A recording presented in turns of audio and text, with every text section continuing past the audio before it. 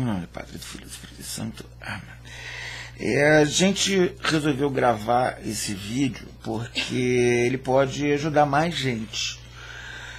Que a minha cara amiga Paola está envolvida com a Suma Teológica, mais exatamente com a questão 92 da Suma Teológica e com o artigo 2 da questão 99, tudo da primeira parte da Suma Teológica, que dizem respeito à produção da mulher, quer dizer, como que veio a existir isso de masculino e feminino, que é um tema que hoje em dia é muito importante por causa dessas maluquices todas que você está fazendo, de ideologia de gênero, dessas doideiras todas, né, que tentam negar o masculino, o feminino, reinterpretar ou fazer com que vire outra coisa. Então, a gente resolveu voltar a São Tomás, ite a Thomas. Ir a São Tomás é sempre a melhor medida. Então, por isso que nós aqui, na Quinta São Tomás, né, em Carmo de Minas, né, sob a proteção de Santíssima Virgem Maria Senhora do Carmo e mulher, vamos aqui tratar da produção da mulher primeiro. Primeira coisa que se deve entender quando se está mexendo com a Suma Teológica é como a Suma Teológica funciona. Por quê? Porque a gente está acostumado hoje em dia as pessoas chegarem e escreverem um texto que apresenta a posição delas. Às vezes, lá pelo fim do texto, eles vão dizer, porém há fulano que diz tal coisa, mas fulano está errado. Pronto, acabou. Já no tempo da escolástica, dava-se ao adversário digamos, um valor muito maior do que hoje em dia. Né? Hoje as pessoas mal respondem. Já naquele tempo as pessoas começavam respondendo. Então, quando a gente pega uma questão, por exemplo, artigo 1º da questão 92, a mulher deveria ser produzida na primeira produção das coisas. Como que São Tomás vai começar? São Tomás vai começar explicando a posição errada.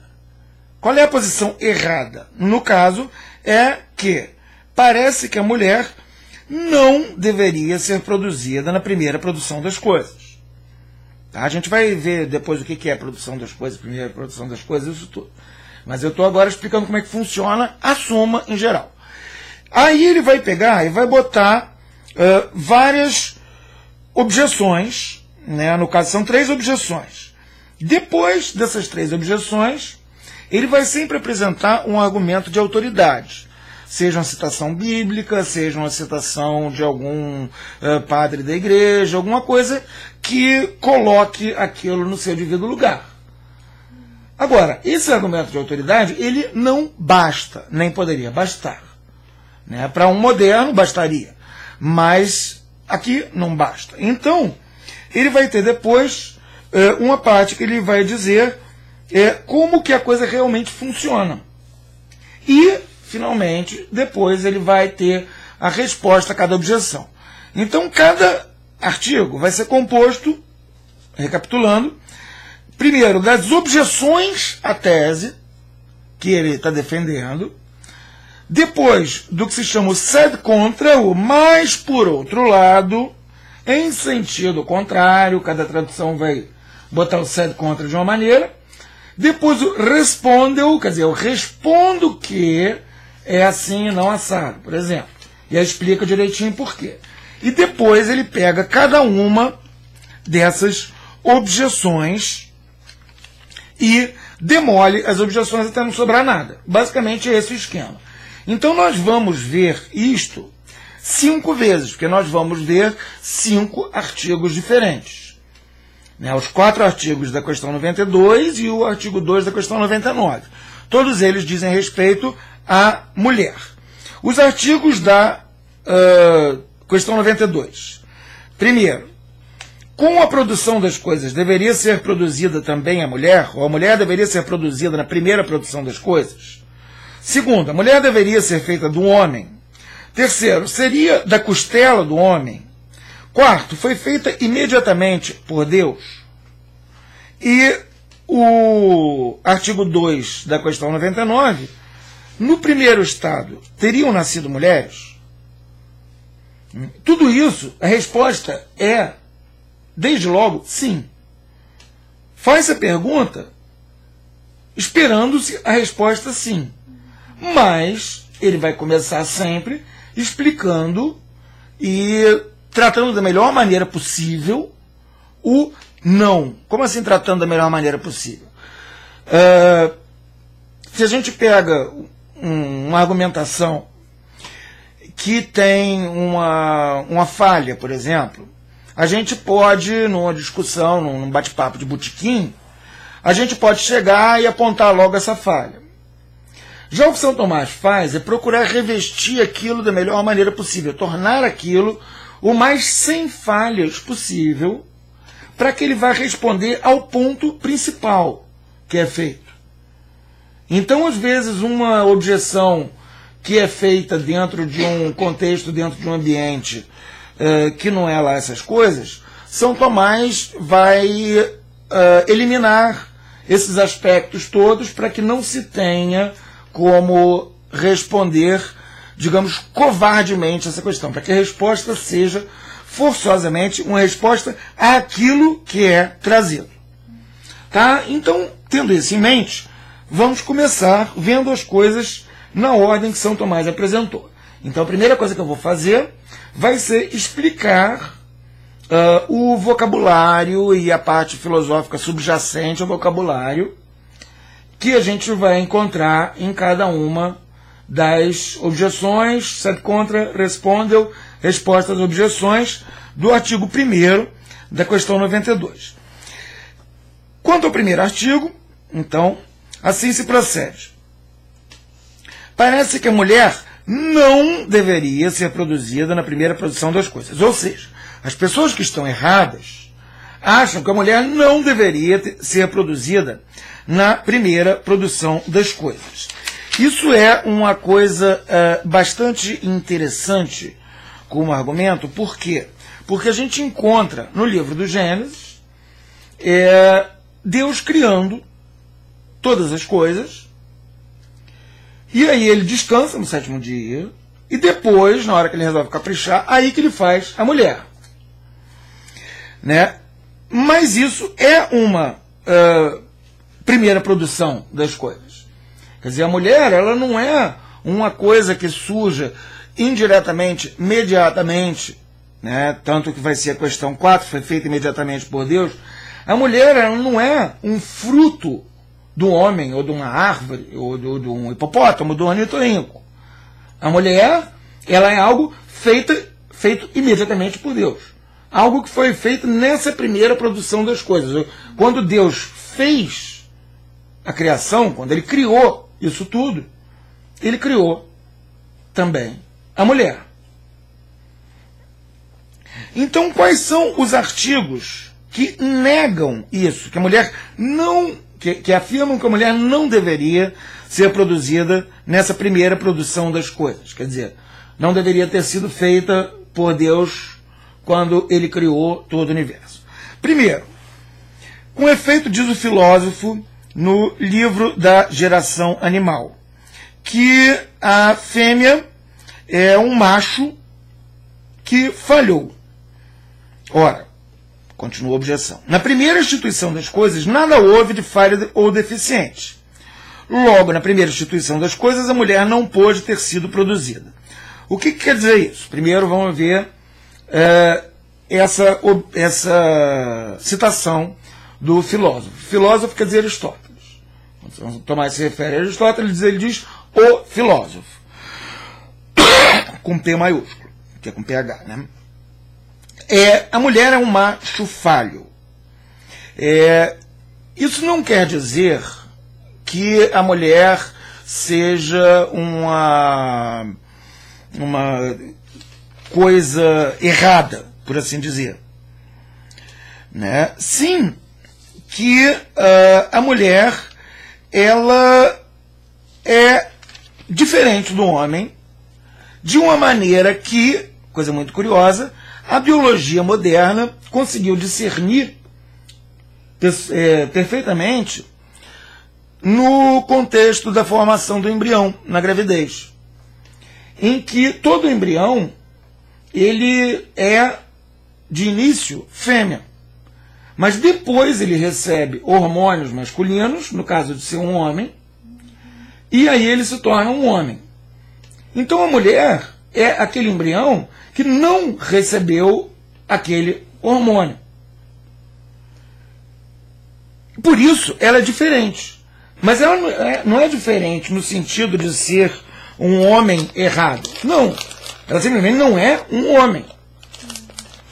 Se a gente for ver, até uma coisa muito interessante, como que Deus cria o homem, depois cria a mulher, e depois, na hora do contexto da reprodução do homem e da mulher, ele faz com que a mulher gere forçosamente, primeiro, mulheres que, ao longo da gravidez, vão, em alguns casos, ser completadas, por assim dizer, por esses hormônios que vão fazer com que aconteça a diferenciação sexual. Quer dizer, o Aristóteles, quando ele estava falando disso, ele não tinha, claro, como conhecer isso tudo. Mas ele tinha como discernir, em vários aspectos, das diferenças físicas mesmo, entre o homem e a mulher, que o homem tem, literalmente, algo a mais, em alguns aspectos.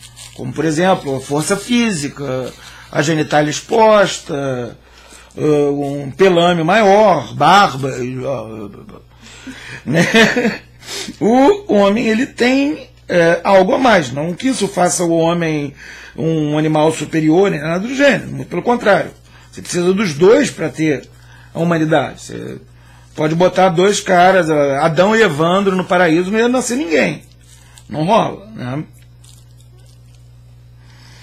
Então, quando o filósofo diz que um homem é um macho falho, a pessoa que estaria fazendo essa objeção, dizendo que a mulher não deveria ser produzida nessa primeira ordem das coisas, ela está dizendo que nessa primeira instituição não poderia haver nada de falho deficiente. Então, nessa primeira instituição das coisas, a mulher não pôde ter sido produzida. Ou seja, esse falho ela estaria usando como um argumento em prol da negação do pertencimento da criação da mulher a essa primeira produção das coisas. Né? Eu tive que explicar aqui, por conta do contexto filosófico, eu tive que explicar o que é esse macho falho. Mas depois nós vamos ver como que São Tomás explica isso bem mais a fundo, evidentemente. Segunda objeção.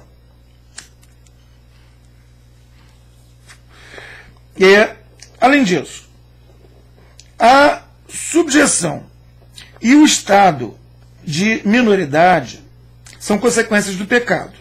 Com efeito, foi dito à mulher depois do pecado: sob o poder do homem estarás.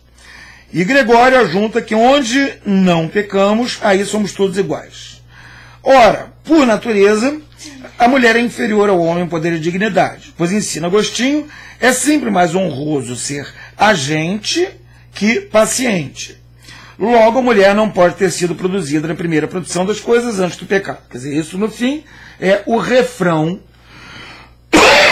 das objeções à afirmação de São Tomás que a mulher deveria, sim, ser produzida na primeira produção das coisas. Qual é essa objeção, então? É que o estado de uma pessoa estar sujeita a outra, ou no caso, um sexo estar sujeito ao outro, é uma consequência do pecado.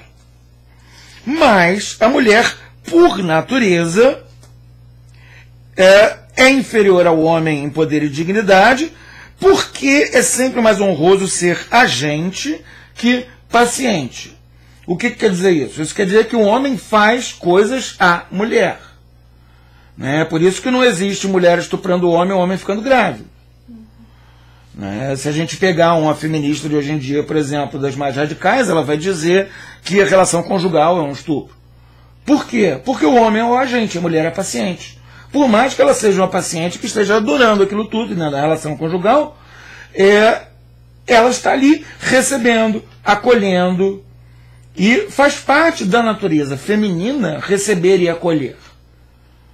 Né? Isso é abusado em alguns contextos, em contextos de, sei lá, marido que bate na mulher, estupradores. É um abuso dessa posição, mas naturalmente a mulher ela é antes paciente que agente. Então este é o argumento.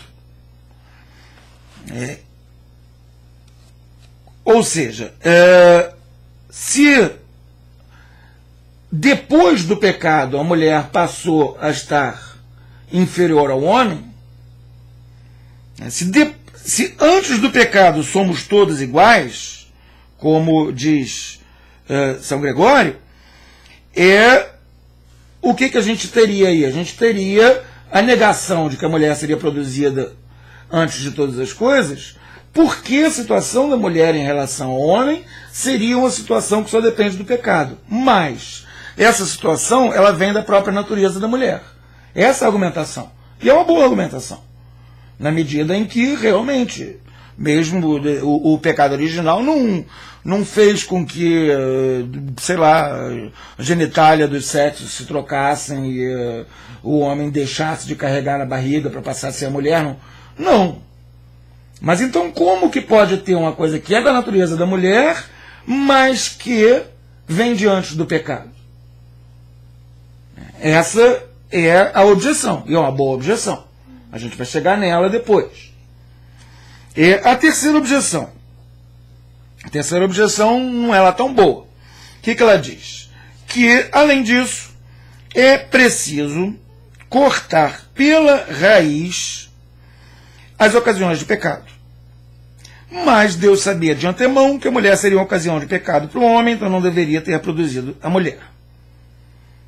É uma bem fuleirinha, né? Mas eu já vi gente usando isso para outras coisas. Ah, não, eu não posso aceitar mulheres nesse apostolado, porque as mulheres elas só servem para fazer o homem ter casa. Eu já vi gente falando esse tipo de coisa. Eu também. Mas no caso, ela está dizendo o quê? Que nessa primeira produção das coisas, em que Deus criou tudo perfeito, ele não teria criado algo que seria ocasião de pecado. Não é uma objeção tão boa, ainda que desse até para pegar, melhorar, tentar jogar a culpa do pecado original só na Eva. Mas, como está, é esta a objeção. Então, aqui a gente chegou já no fim dessas objeções e começa a ver como que São Tomás vai responder. Como eu disse, ele começa por um argumento de autoridade. Sed contra, quer dizer, mas, em sentido contrário, mas contra isso, diz o livro do Gênesis, não é bom que o homem fique só. Façamos-lhe uma ajuda que lhe seja semelhante. Reparem como que essa citação, ela já coloca 3 pontos cruciais no caminho para as respostas que ele vai dar aos argumentos. Primeiro ponto crucial, não é bom que o homem fique só. Ou seja, é necessário ao homem que haja a mulher. Segundo ponto, façamos-lhe, ou seja, é Deus que faz. É um plural majestático. E terceiro ponto, uma ajuda que lhe seja semelhante. Ou seja, já coloca a mulher na semelhança do homem. Não é como, por exemplo, a gente poderia dizer que Deus estaria botando alguém que seria inferior. Não. Ele coloca uma ajuda que lhe seja semelhante. Ele está botando a mulher já dentro de uma situação mais ou menos equiparada com a situação do homem, dada a semelhança do homem e da mulher. A gente vai ver isso mais a fundo na questão que fala se seria da costela do homem, que inclusive eu acho uma questão lindíssima. Né? Então, responde São Tomás que, como diz a Escritura, era necessário que a mulher fosse feita como ajuda por um homem, não para ajudá-lo em algum trabalho, como disseram alguns. Isso é muito interessante. Por quê? Porque se a gente pegar, por exemplo, uma vez perguntaram para o Luiz Fernando Veríssimo quem que ele levaria para uma ilha deserta. Aí ele citou uma modelo que estava na moda na época, que era um mulherão grande, forte. Ele disse, fulaninha, porque também tem hora de carregar lenha. Né? Quer dizer, a noção não é essa. Ainda que realmente quem já tenha visitado a casa de um solteirão veja a falta que faz uma mulher. Né? Quem visitou a casa de um solteirão, de uma solteirona, também viu a falta que faz um homem. A gente precisa um do outro. Senão a gente exagera. Pro lado da zona, pro lado da ordem, a gente exagera, né? Mas então não é para ajudar em algum trabalho. Ele não fez a mulher para que o homem tenha alguém para carregar lenha ou para arrumar a casa.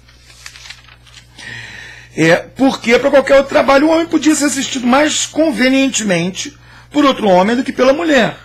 Por exemplo, se a gente pega a casa organizada, tranquilo, olha um quartel, que é um ambiente só de homens. Ele é mais organizado do que uma casa organizada. Por quê? Porque o homem está sendo ajudado por outros homens que pensam do mesmo jeito que ele. Então, a organização do quartel vai ser uma organização mais fácil do que o homem que tem que se dobrar aquilo que a mulher diz que é para organizar dentro de casa, por exemplo. A mulher quer que as coisas sejam daquele jeito e o homem tem que se dobrar aquilo. Então é dificílimo para o homem, por exemplo, manter a casa do jeito que a mulher quer. A mulher viaja, quando ela volta, para os olhos dela a casa está uma zorra, mas o homem, sabendo que ela ia voltar, ele passou 10 horas direto arrumando a casa. Ela volta e acha uma zorra. Agora, isso não aconteceria com o general que voltasse no quartel. Né? Quer dizer, não é para esse tipo de trabalho. É para quê? É para ajudar o homem na obra da geração.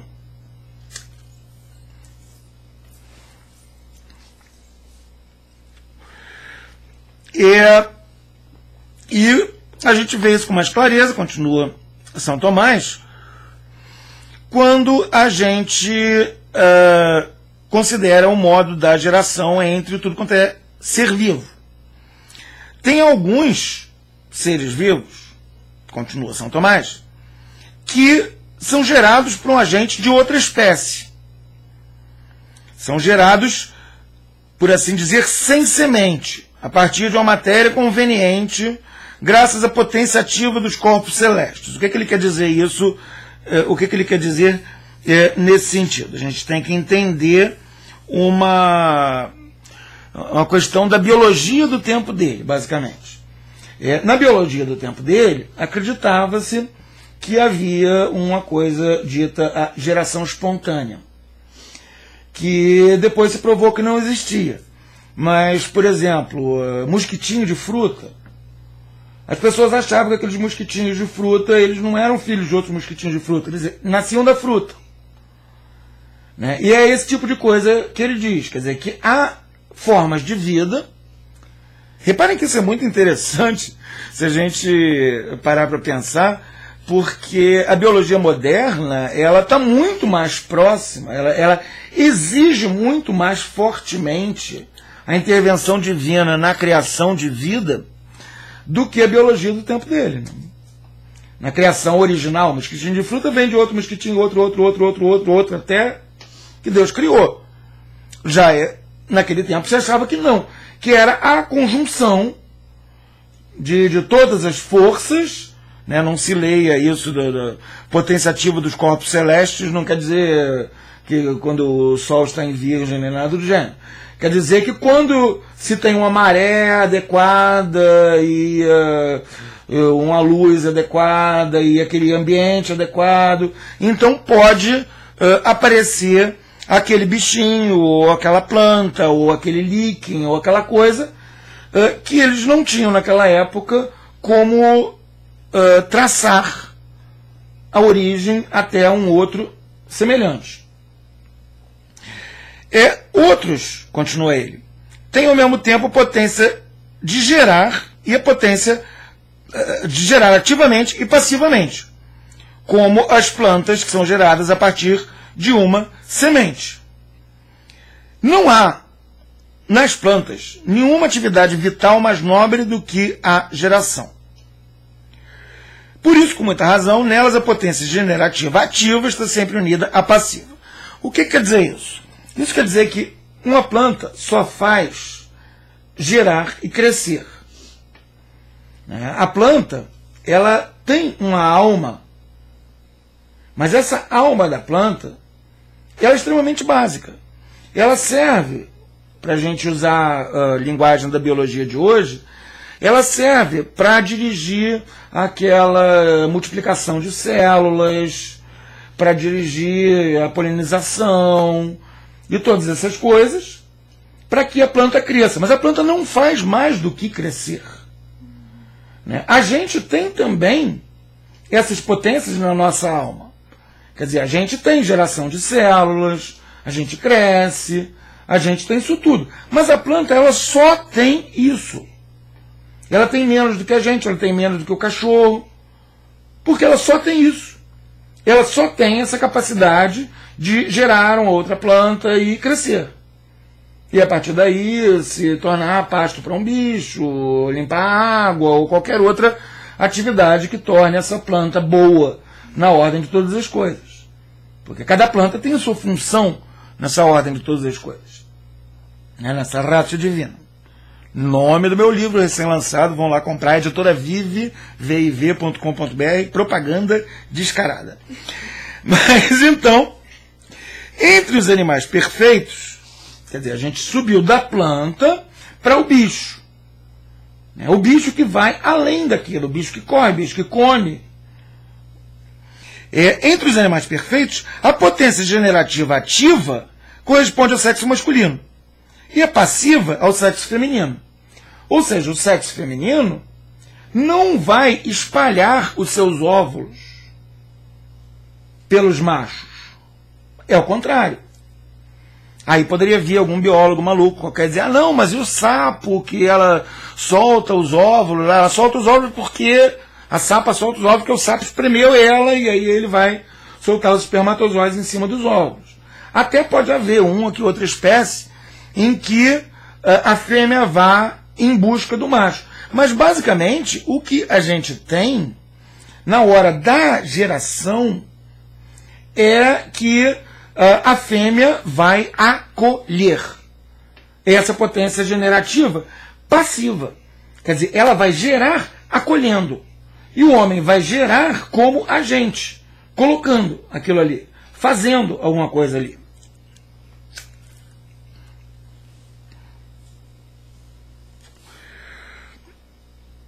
Então, como entre esses animais há uma atividade vital mais nobre que a geração, atividade para a qual toda a vida deles está ordenada, segue-se que entre eles o sexo masculino não está sempre unido ao feminino, só no momento da união carnal. Ou seja, o bicho procura a fêmea na hora da união carnal.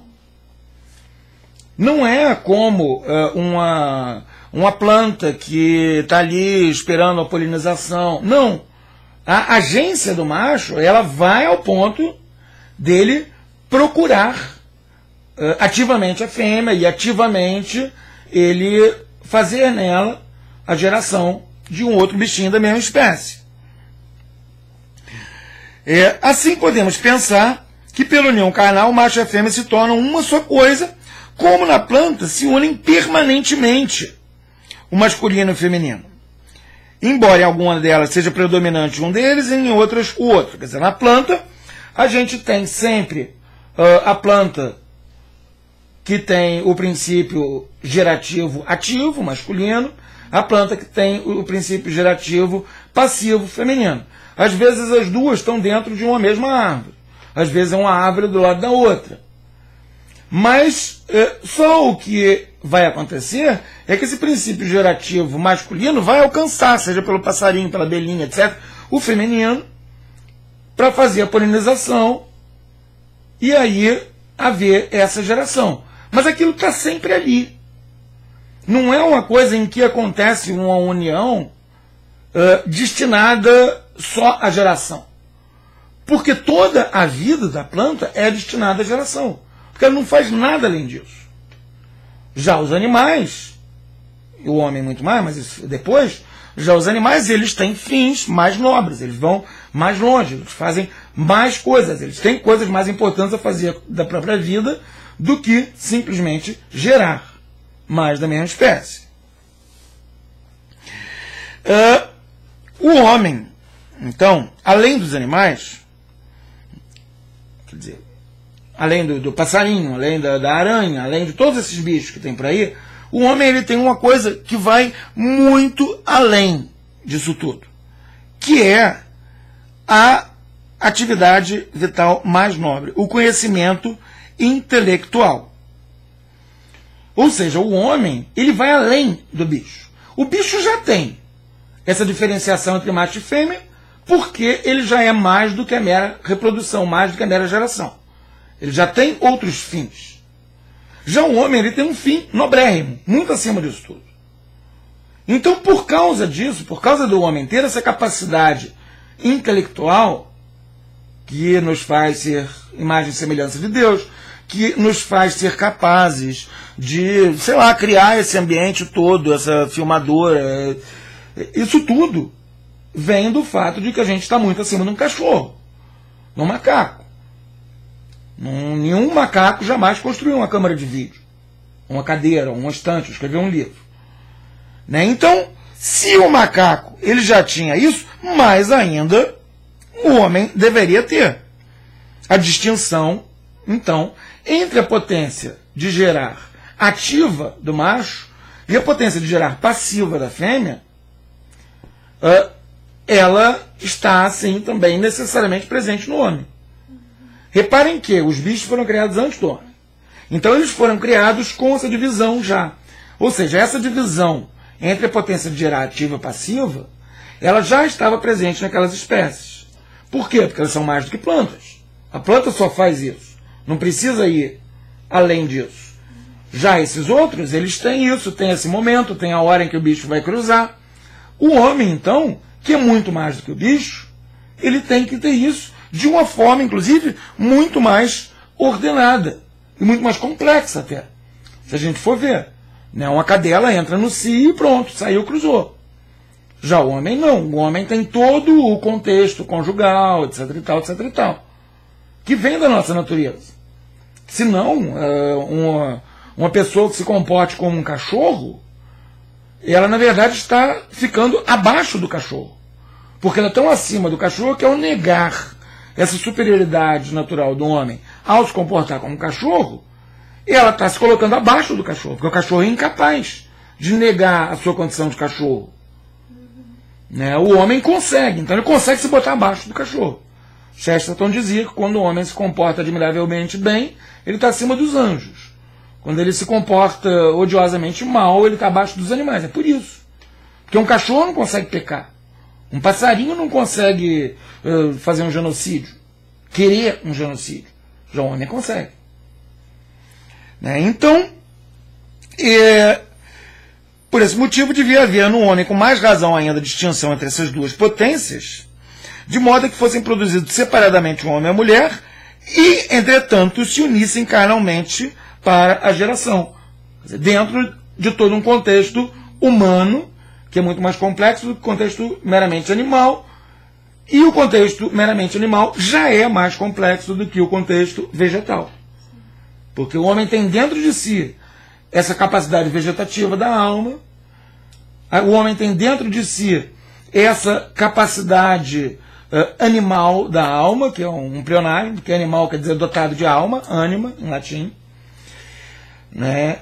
E o homem tem também essa capacidade racional, que faz com que a gente entenda que a gente vá muito além do cachorro, do passarinho. Motivo pelo qual, logo depois da formação da mulher, quer dizer, antes do pecado original, O livro do Gênesis afirma: os dois serão uma só carne.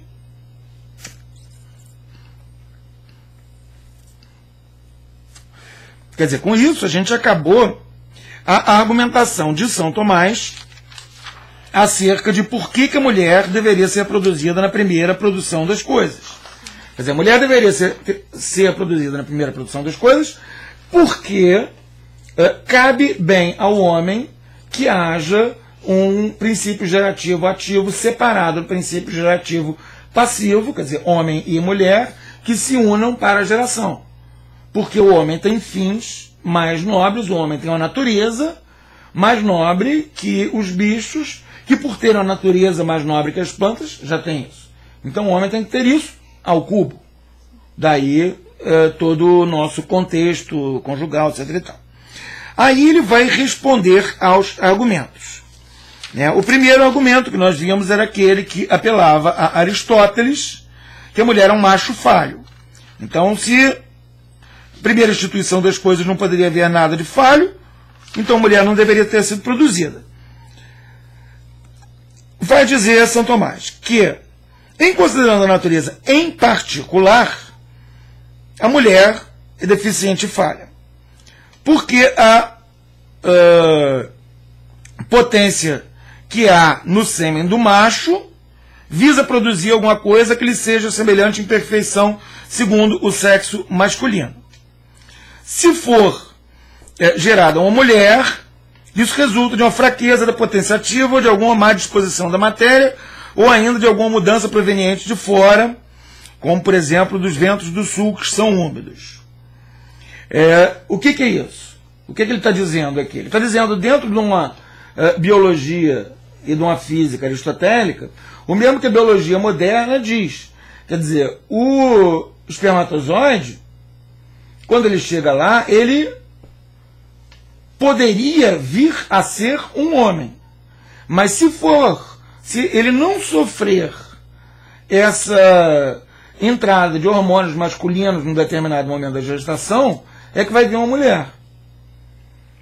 Então, o homem, ele tem essa capacidade de, junto com a mulher, gerar outros homens.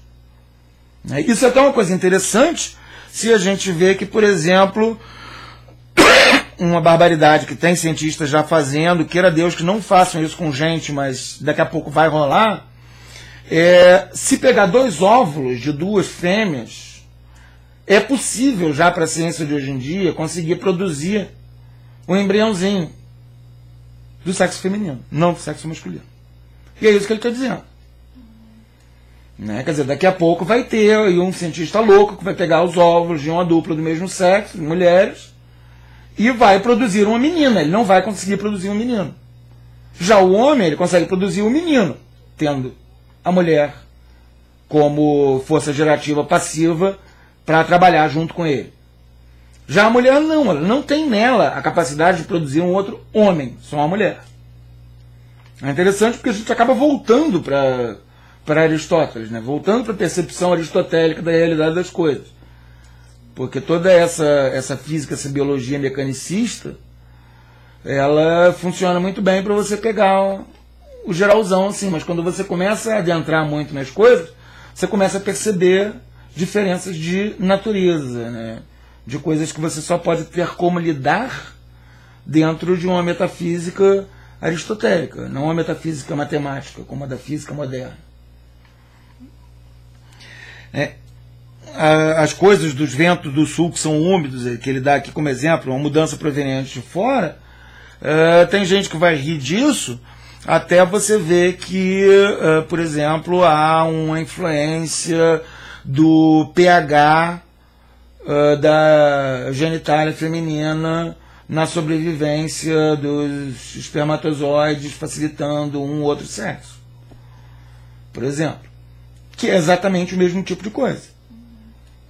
Quer dizer, não é o vento do sul que é úmido, mas talvez o vento do sul que é úmido provocasse determinada mudança de pH, porque a mulher ia ficar dentro de casa agasalhada, por exemplo, e isso fosse facilitar ou dificultar a chegada de um espermatozoide masculino, feminino, geração de um menino, dois meninos.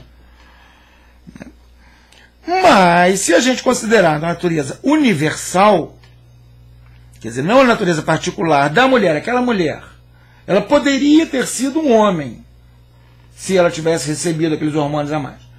Mas ela não recebeu.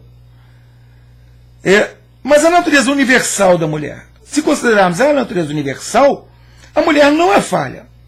Pois, pela intenção da natureza, ela está ordenada à geração.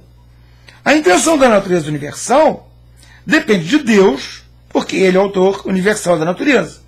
Então, quando Ele instituiu essa natureza humana, Ele produziu homem e mulher.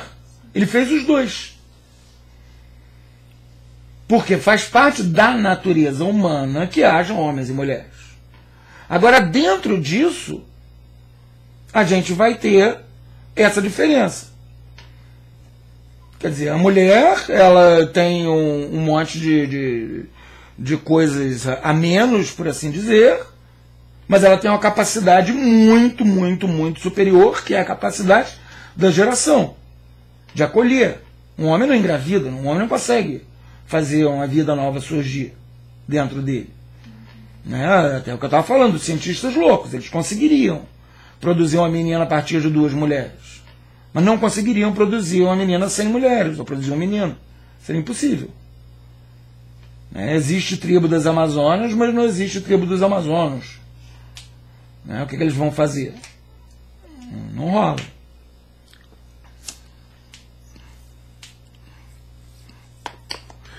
Então, agora passemos à resposta à objeção número 2.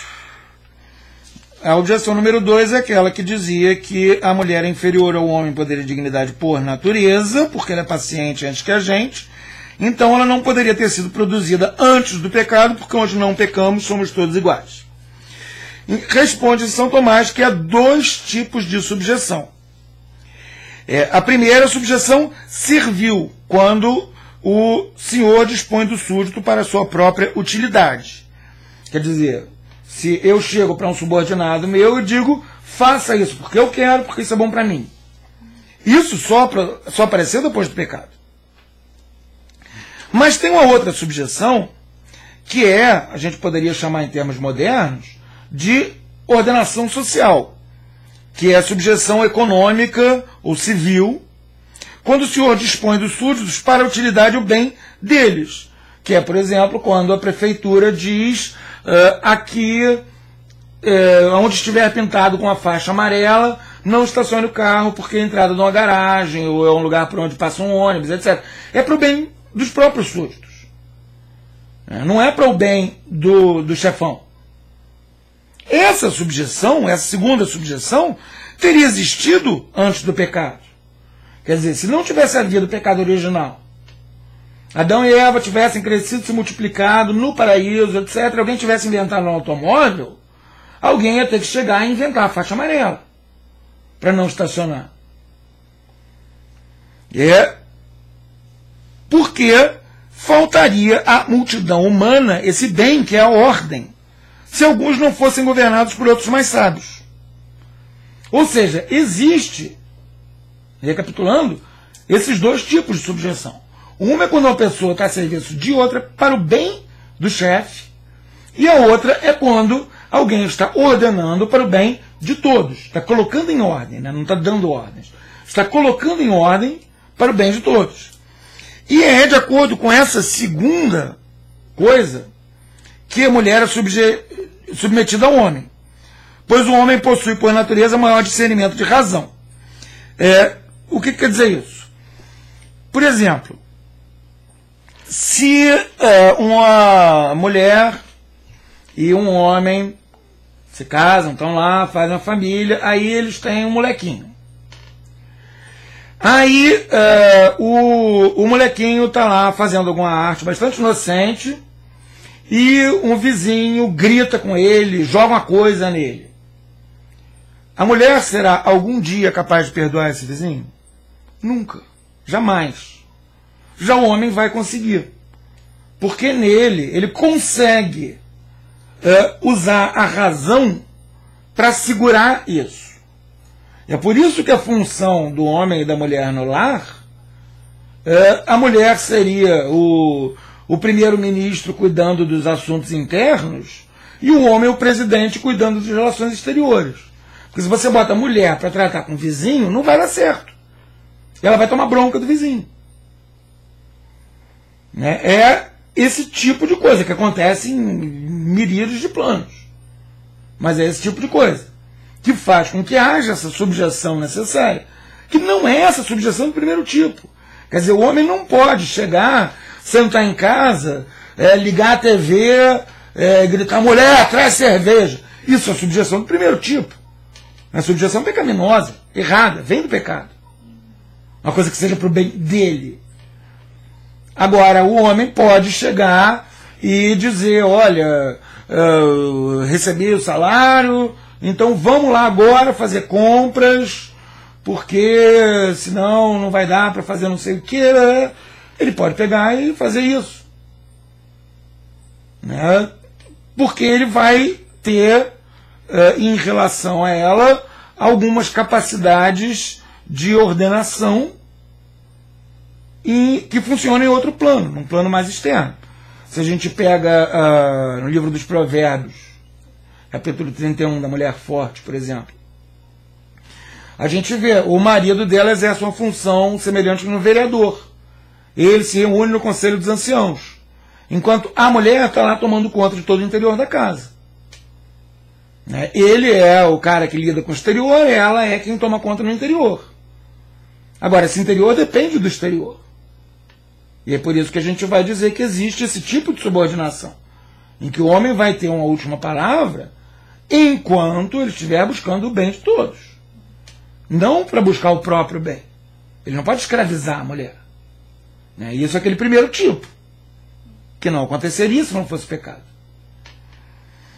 O estado de inocência, inclusive, não exclui a desigualdade entre os homens. Sempre haveria de haver um homem mais forte, outro mais inteligente, outro com mais talento para música, ou do mesmo modo entre as mulheres.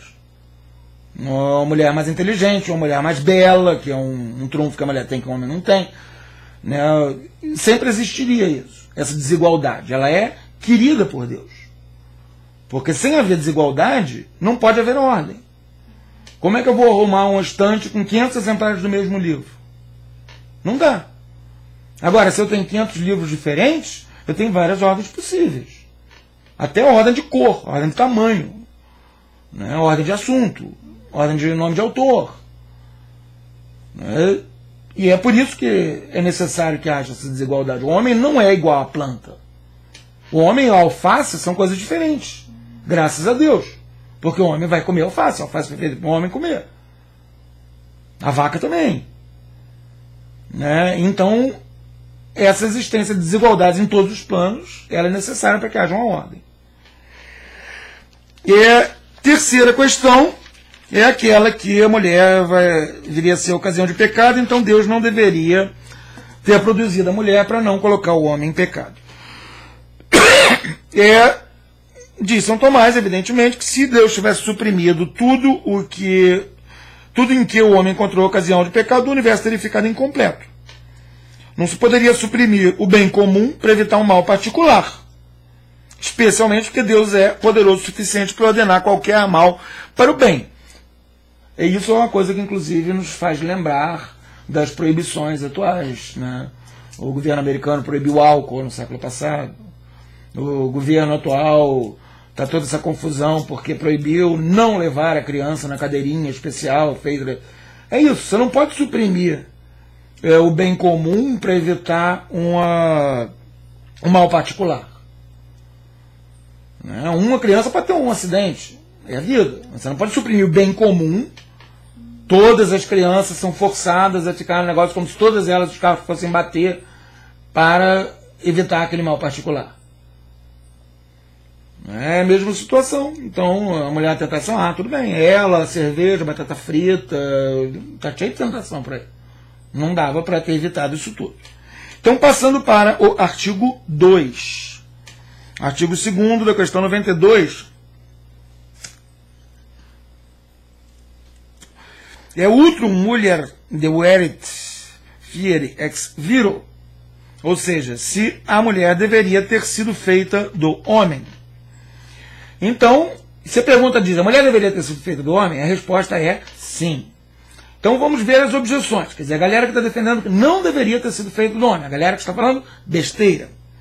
Primeiro, o sexo é comum, a sexagem, né? A existência de um sexo masculino e um feminino é comum ao homem e aos outros animais. Os outros animais também têm masculino e feminino.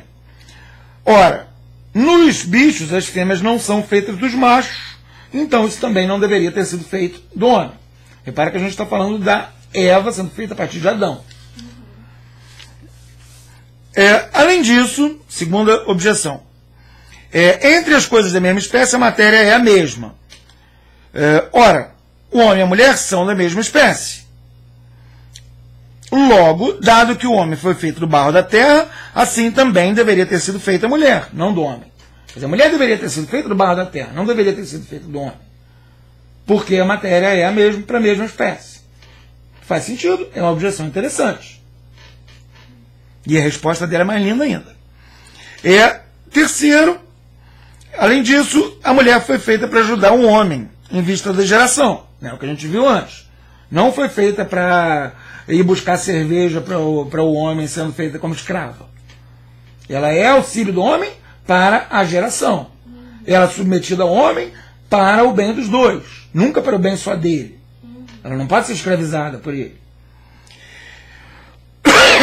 Ora, um parentesco muito próximo torna uma pessoa inapta para gerar. Quer dizer, você não pode ter filhos com a sua irmã, por exemplo. Por isso são excluídas do casamento as pessoas próximas, como se vê no livro do Levítico.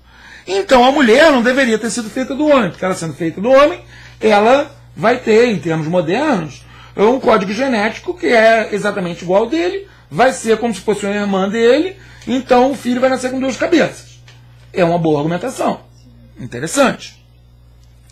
Em sentido contrário, diz São Tomás, está escrito no livro do Eclesiástico, criou dele, isso é, do homem, uma ajuda semelhante a ele, ou seja, a mulher. Quer dizer, isso é o argumento de autoridade. Aí ele explica, respondo, foi conveniente para a mulher que, ao contrário dos outros bichos, ela tivesse sido formada do homem na primeira instituição das coisas.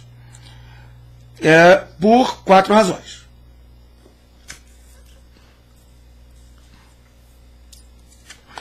A primeira, para que se assegurasse ao primeiro homem certa dignidade, pois, à semelhança de Deus, o primeiro homem, Adão, era o princípio de toda a sua espécie, como Deus é o princípio de todo o universo. Por isso, diz São Paulo, que Deus fez todo o gênero humano a partir de um. Ou seja, os bichos, o Deus já fez aquelas parelhas de bicho.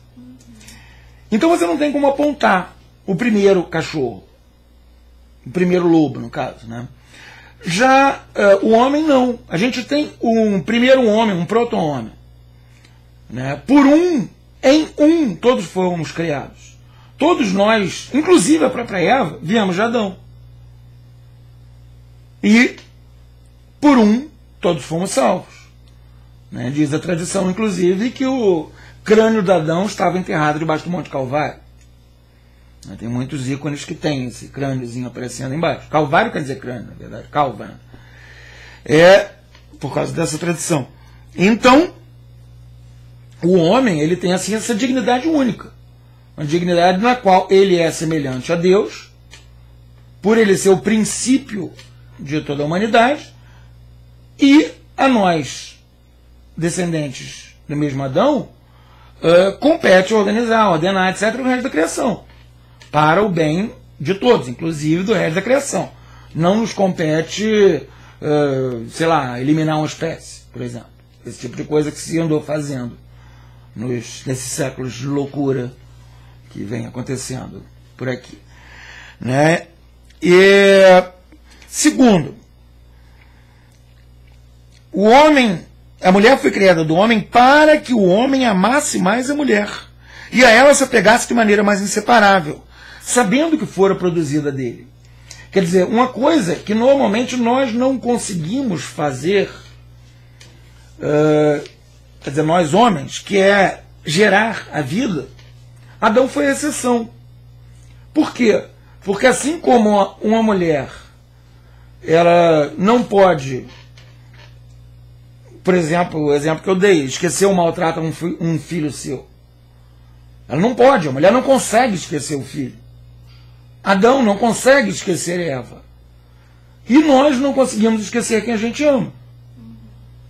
Né? Porque o amor, a união matrimonial, torna aquela pessoa carne da nossa carne. Coisa que o bicho não tem. Sangue do nosso sangue. E assim o amor é infinitamente mais profundo. Vê-se a diferença entre o homem e o cachorro, por exemplo. A cadela no cio vai ter 10 filhotes, cada um no macho. Ou até um passarinho monógamo, né, um periquitinho desses quaisquer, que passa a vida do lado da periquitinha dele, ele não tem essa capacidade de razão que o homem tem. Ele tem aquela união, mas aquela união não é pensada, aquela união não vai afetar a vida dele. Se a gente trocasse aquela periquitinha por uma periquitinha robô, ia ficar igualzinho. Já o homem não, né? Tem um monte de livros de horror que são histórias assim, das mulheres, os homens que foram trocados por uma cópia perfeita, a mulher fica desesperada porque ela sabe que não é o marido dela, esse tipo de coisa. É verdade, né? Está na natureza humana. A união no amor conjugal, ela cria isso, né? E isso vem dali. É por isso que está dito no livro do Gênesis que ela foi tirada do homem, e por isso o homem deixará seu pai e sua mãe e se ligará à sua mulher. E isso era particularmente necessário na espécie humana, em que o homem e a mulher permanecem juntos durante toda a vida, coisa que não acontece com os outros bichos. E como eu falei, quando acontece de um modo muito mais simples do que de um casal humano. O terceiro argumento pelo qual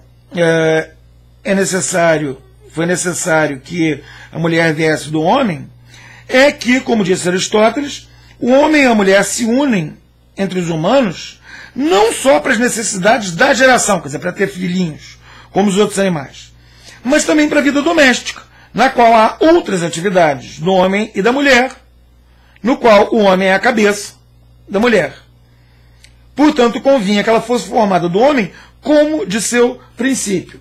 O que quer dizer isso? Quer dizer que há atividades que são pertinentes ao homem, que são pertinentes à mulher, mas que só podem funcionar dentro de um casal e que só pode funcionar dentro dessa ordenação racional maior para o bem do casal, que deve ser operada pelo homem. Não vai ser operada perfeitamente por causa do pecado de Adão, mas um bom homem ele vai tentar, né? E aí vai ter, sei lá, a mulher vai transformar uma casa, e móveis e roupas, etc., num lar para o homem, para ambos, né? E o homem vai trazer comida para ambos. E o homem vai fazer o possível para se adequar dentro daquela ordem interna feita pela mulher, e a mulher vai fazer o possível para se adequar naquela ordem interna feita pelo homem. E isso depende de uma união tão grande que, se um não houvesse sido feito do outro, se a mulher não houvesse sido feita do homem, seria infinitamente mais difícil. A gente não é periquito, né? Periquitinho faz aquele ninho dele, a coisa mais simples do mundo. A gente não. Um lar é uma coisa muito mais complexa do que um ninho de periquitos. E, finalmente, a quarta razão é que a criação da mulher é figura da igreja, que tem seu princípio em Cristo. E é por isso que São Paulo diz aos Efésios que esse sacramento, esse mistério é grande, quero dizer, em Cristo e na igreja. Ou seja, a mulher vir do homem é como a igreja que vem de Cristo. Ora, a igreja é o corpo místico de Cristo. E a mulher, o homem diz, carne da minha carne, sangue do meu sangue. Né? A igreja depende de Cristo. E Cristo ama a igreja, e defende a igreja, e conduz a igreja. né? E a igreja é Cristo para nós. Né? Quer dizer, essa união belíssima, mística, entre Cristo e a igreja, a união matrimonial é a figura dela. E a formação da mulher a partir do homem é a figura da formação da igreja a partir de Cristo. Como eu disse, é bonito pacas. Então, os argumentos contrários. O primeiro, essa questão de que as fêmeas não são feitas dos machos, etc., já foi respondido. Segundo argumento é que a matéria é a mesma entre as coisas de mesma espécie, então a mulher deveria ter sido feita de barro como o homem.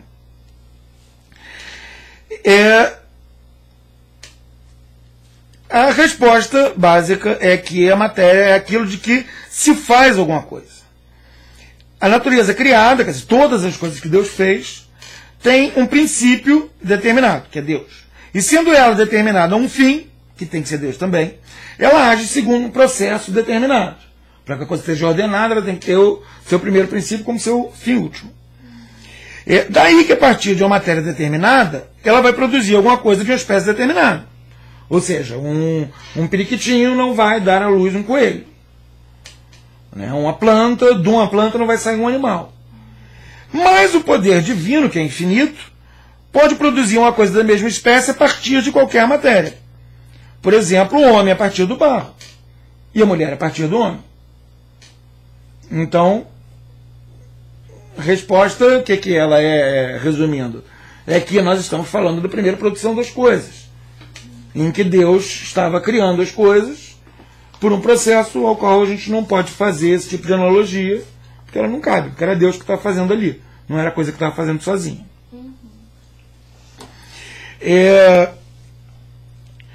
O terceiro, que era o caso de Adão e Eva serem parentes e por isso não poderiam ter filhos,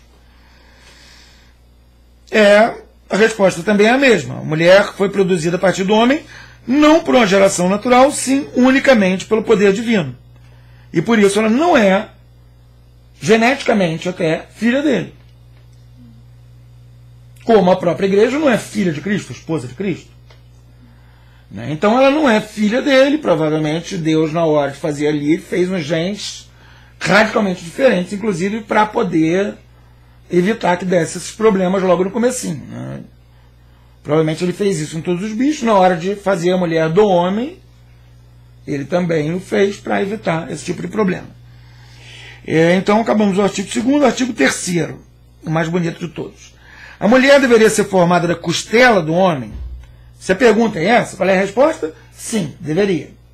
Mas primeiro a gente vai começar vendo o pessoal que erroneamente diz que não deveria.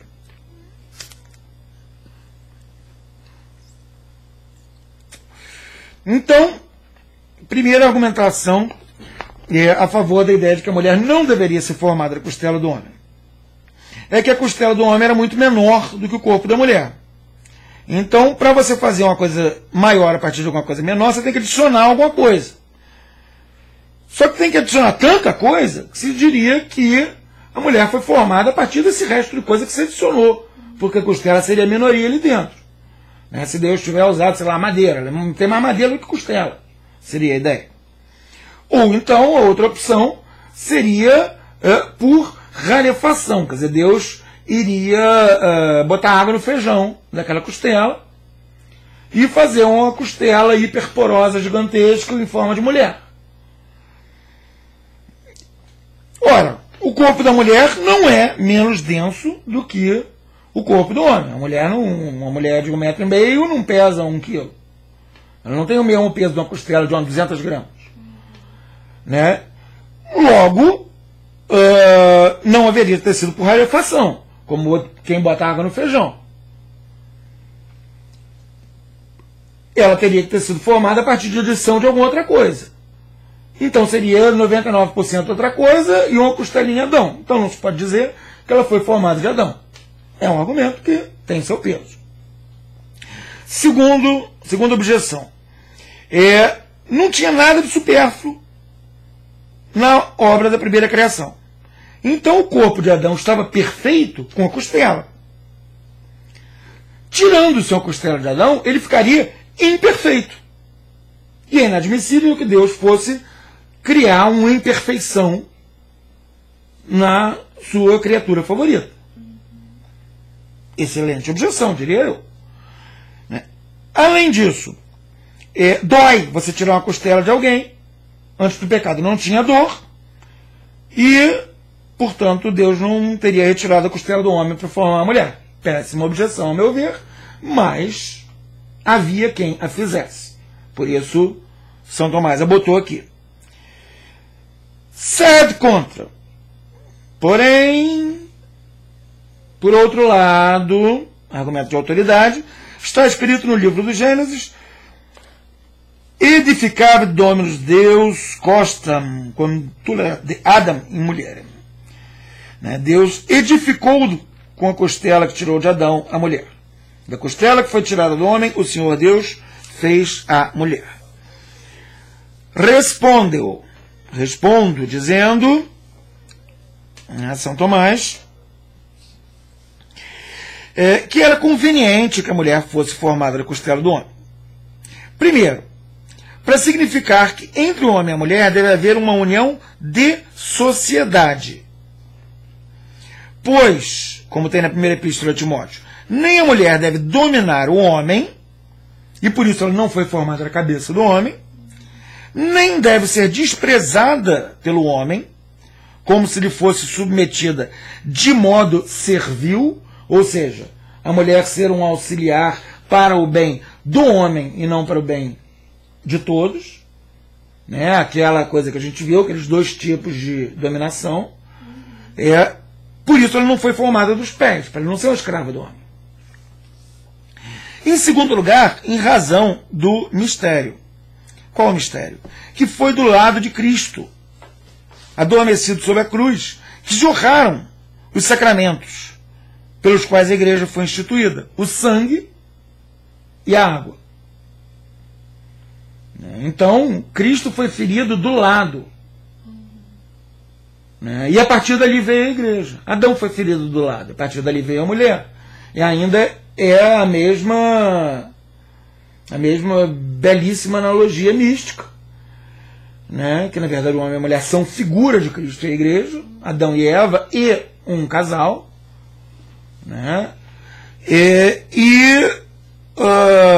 A riqueza sacramental, ela nos remete a essa, digamos, cirurgia em que Deus fez a mulher a partir da costela de Adão.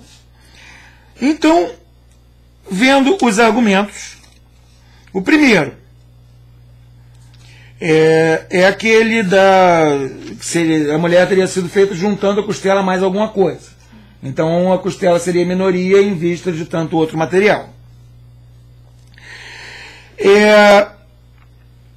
Alguns dizem que é pela multiplicação da matéria, sem juntar nenhuma outra coisa estranha, que teria sido formado o corpo da mulher, que nem Nosso Senhor multiplicou os 5 pães, quando ele multiplicou os pães e peixes.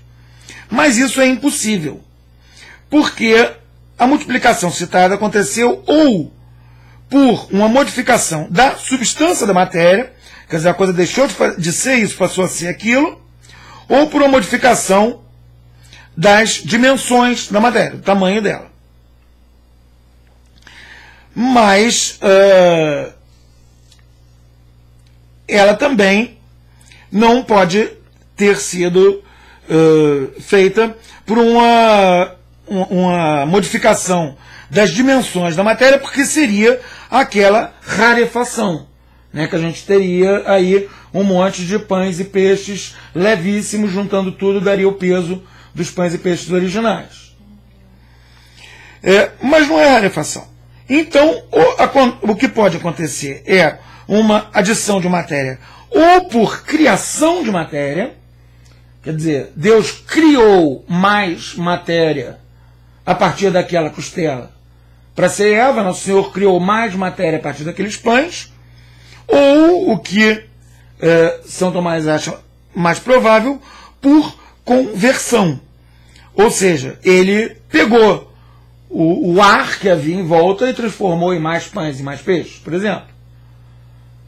E assim teria feito Deus. Mas ele fez isso, evidentemente, de uma maneira miraculosa. Ele não juntou outra coisa. Ela não é feita de costela mais ar. Ela é feita de costela e de ar convertido em costela, convertido em mulher. É uma coisa miraculosa. Então a gente não pode usar argumentos da natureza. Né? Eu não consigo fazer uma mulher a partir de uma costela. Ainda que possa vir um cientista louco qualquer e pegar aquela costela e usar o DNA e implantar aquilo num óvulo, etc, etc. Ele pode conseguir um clone do Adão. Ele não vai conseguir uma mulher. Menos ainda uma mulher com DNA diferente o suficiente para poder ter filhos, etc.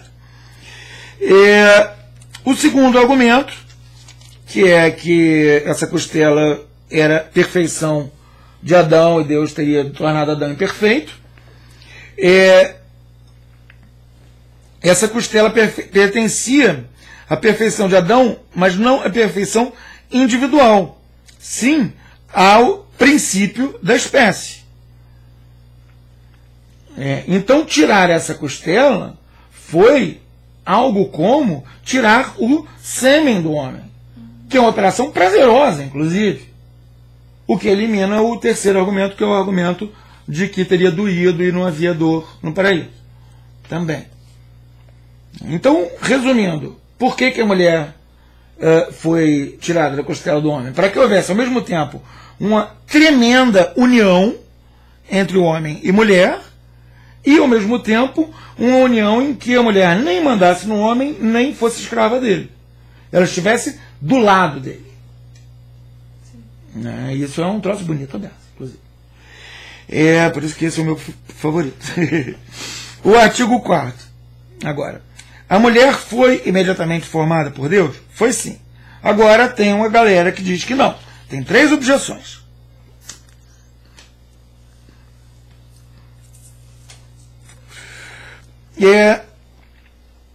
Nenhum indivíduo produzido a partir do semelhante, segundo a espécie, é feito imediatamente por Deus. Ora, a mulher foi feita do homem, que é da mesma espécie que ela, logo não foi feita imediatamente por Deus. Ou seja, se uma planta gera uma outra planta igual, ela não precisa de uma operação divina ali, imediata, quer dizer, sem intermediações, sem intermediação da matéria dela que produz, etc. Ela não precisa de uma operação imediata de Deus. Ela produz. Então, seria a mesma coisa. A Eva teria vindo de Adão como uma bananeira de outra bananeira. E, por isso, não seria necessária essa ação divina imediata. A segunda, segundo Santo Agostinho, é pelos anjos que Deus administra as coisas do corpo. Ora, o corpo da mulher foi feito de uma matéria corporal e, portanto, há de ter sido feito pelo ministério dos anjos, não imediatamente por Deus. Então, faz até algum sentido, mas, evidentemente, como o primeiro, dentro da ordem natural das coisas, e nós estamos falando aí do surgimento da natureza, que é outra coisa. Quer dizer, a questão, na verdade, qual é? Existe uma natureza feminina? Entendeu? A questão é essa. Ele criou o sapo e a sapa, ele criou o cavalo e a égua, ele criou o elefante e a liá. Agora ele criou o homem, depois ele criou a mulher diretamente, imediatamente. Então, é uma dignidade muito maior do que da fêmea de outra espécie, que foi dada à mulher, a fêmea da espécie humana. E por isso que essas argumentações todas baseadas no natural, o que elas estão fazendo é levantando a bola para cortar e dizer que há essa natureza. Outra, finalmente, das objeções. As coisas que pré-existiram nas criaturas, segundo as razões causais, são produzidas pelo poder de alguma criatura, não imediatamente por Deus. Ou seja, dentro de uma bananeira há a potência de se multiplicar aquela bananeira infinitas vezes. Então, pré-existe na criatura, segundo a razão causal, a outra bananeira. Ela está ali em potência. Aquela bananeira ela é causa suficiente de outra bananeira. Não precisa de uma ação direta, imediata, de Deus. Imediatamente não é temporal, né? Imediatamente é sem intermediários. Diretamente por Deus. Ora, como disse Santo Agostinho, o corpo da mulher foi criado segundo as razões causais nas primeiras obras. Ou seja, segundo Santo Agostinho, Deus já havia colocado em movimento todas essas relações que vêm a partir dele, e o corpo da mulher teria vindo assim a partir de Adão, mas não teria sido necessária uma intermediação de Deus. O que eles estão fazendo? Eles estão pegando o argumento de Santo Agostinho acerca das outras criaturas, quer dizer, já tinha um sapo e uma sapa, então eles podiam fazer sapinhos, e aplicando isso a Adão. Adão podia fazer uma ervinha. É tão errado que no sed contra, São Tomás pega o próprio Santo Agostinho para dizer que formar ou plasmar uma costela de modo que exista uma mulher, ninguém poderia fazer, só Deus, porque em toda a natureza subsiste. Quer dizer, toda a natureza, ela depende de Deus. Ela depende de que Deus a mantenha em existência. Então, a multiplicação das bananeiras ou dos sapos, qual é a ação de Deus ali? Manter em existência aquela criação. Só. Ela se multiplica por conta própria. Porque ela já tem ali o potencial de multiplicação. Já uma costela, as minhas costelas não têm potencial de multiplicação. Para conseguir fazer essa multiplicação é necessário um milagre, que é o que Deus fez. E aí a argumentação de São Tomás continua, dizendo que a geração natural em cada espécie se faz a partir de uma matéria determinada. Mas a matéria pelo qual é gerado naturalmente o ser humano é a semente do homem e a semente da mulher. E é por isso que nenhum indivíduo da espécie humana pode ser gerado naturalmente a partir de outra matéria, que não a semente do homem e a semente da mulher. Só Deus, que instituiu a natureza, pode produzir as coisas, pode botar as coisas, fazer com que as coisas existam fora da ordem da natureza. Ou seja, essa formação da mulher, ela não foi uma formação natural, como é a formação dos filhos de um homem e de uma mulher agora, ou do sapinho e da sapinha que Deus criou ali. Por essa razão, Deus era o único a poder formar o homem do barro e a mulher da costela do homem. Quer dizer, foram necessárias ações imediatas de Deus, ações fora da ordem do natural, e essa formação da mulher é uma formação da natureza feminina, ela ocorre fora da ordem da natureza humana. Então nós temos aí um homem e uma mulher que são tão diferentes entre si e tão mais complementares entre si que o papagaio e a papagaia, né, que as suas formações são diferentes por ação imediata de Deus. A mulher, ela tem uma dignidade tão grande que ela foi criada por Deus diretamente, especialmente, do lado de Adão, a partir do lado de Adão. Ao contrário dos passarinhos, ao contrário das plantas, ao contrário de tudo isso. Quer dizer, é uma dignidade, um reconhecimento da dignidade feminina e, ao mesmo tempo, nesses nossos tempos de ideologia de gênero, né, é um reconhecimento da diferença essencial entre a natureza feminina e a natureza masculina. Isso é um troço muito interessante. São Tomás não foi muito longe nesse assunto, porque não era uma coisa que naquele tempo tivesse muito em questão, né? Mas é um troço muito interessante quando a gente para pensar. Né? É uma diferença essencial. O homem é uma criatura em que esse poder gerador ativo está na natureza masculina, o poder gerador passivo está na natureza feminina, e os dois se completam, e os dois têm uma dignidade tão grande que foram criados separadamente. Tem uma natureza diferente por isso. Né? Apesar de ser uma natureza extremamente próxima, claro que o homem está muito mais próximo da mulher que do macaco, mas tem uma diferença muito maior, infinitamente maior, até por se tratar do poder infinito de Deus, do que entre dois bichos, uma planta macho e uma planta fêmea. Isso é um troço fabuloso.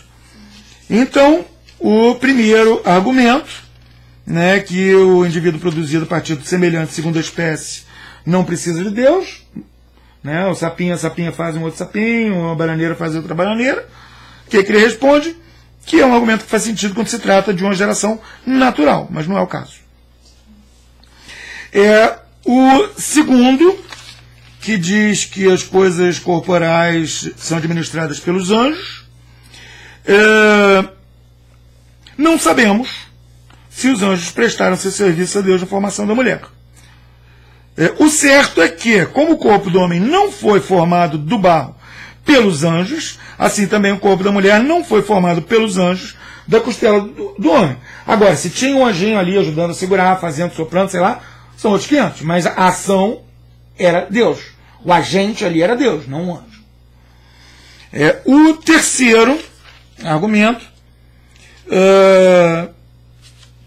que o corpo da mulher foi criado segundo as razões causais das primeiras obras, e por isso não foi criada imediatamente por Deus, quer dizer, teria sido feito pelo poder de alguma outra criatura, responde com o próprio Santo Agostinho que a primeira condição das coisas não comportava absolutamente que a mulher fosse feita dessa forma, apenas que ela pudesse ser feita assim. Quer dizer, quando Deus criou Adão, ele criou Adão de tal modo que Deus pudesse, agindo diretamente em outra pessoa, criar a mulher a partir daquela costela. Não é uma potência ativa, ou seja, Adão não tinha o poder de gerar uma mulher. Né? Só uma potência passiva. Deus podia gerar a mulher a partir da costela de Adão. Né? E aí com isso eliminamos a questão 92 e passamos ao artigo 2º da questão 99, e aí acaba essa brincadeira. Né? Vai dar aqui 1h30.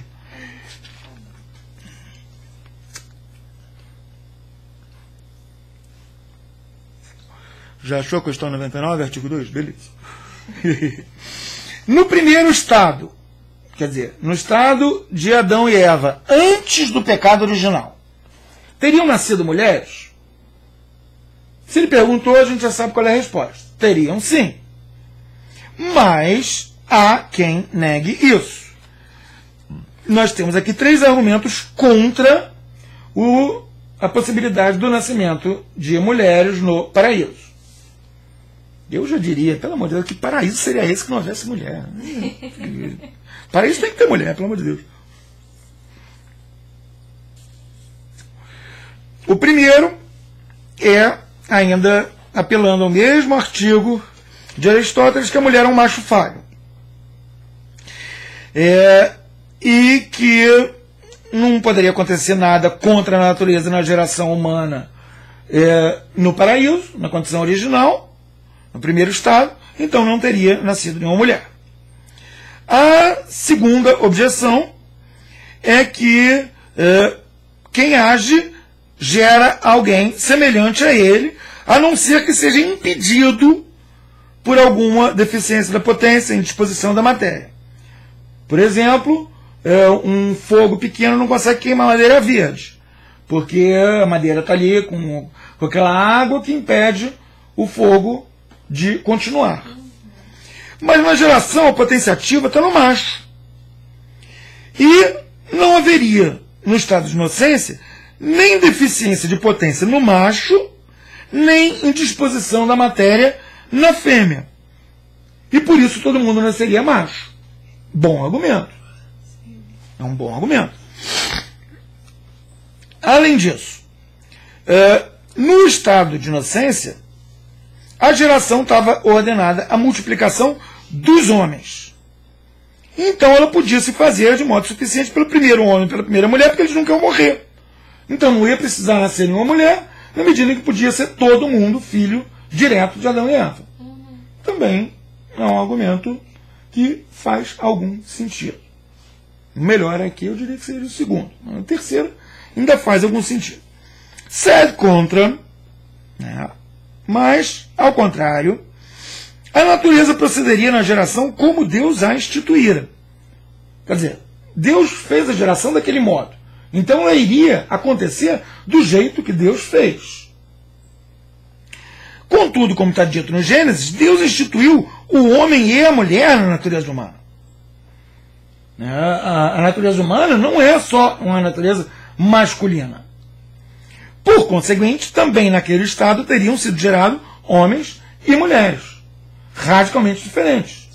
Você pode cortar o piu-piu de um homem, botar seios de borracha, ele vai continuar sendo homem. A mulher pode entupir de hormônios até ela virar a sósia do filho do presidente da República, vai continuar sendo mulher.